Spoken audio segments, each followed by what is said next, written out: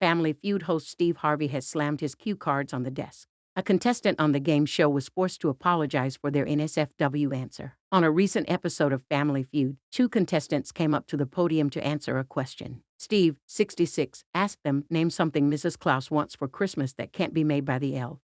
The contestant on the left, Jessica, buzzed in and said, "Santa Claus, uh-heh."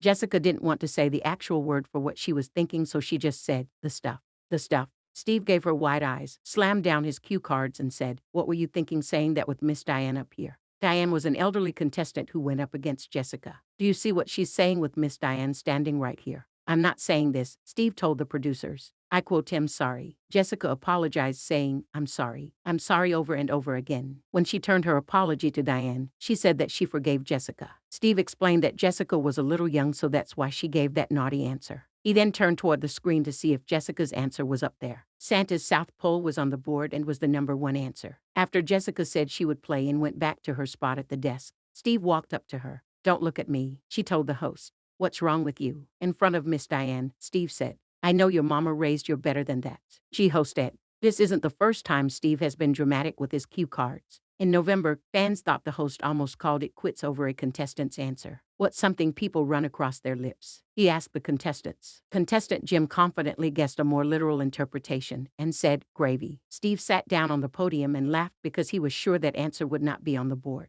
"You're just trying to give the safest answer you can. You know good and DN well that ain't up there," he said. However, gravy was put under the category food, Juicy Cherry, which received 2 points from the survey. Steve threw his cue cards and stormed off the set in silence, walking backstage. Fans took to X, formerly Twitter, to say they thought Steve quit and that he was done.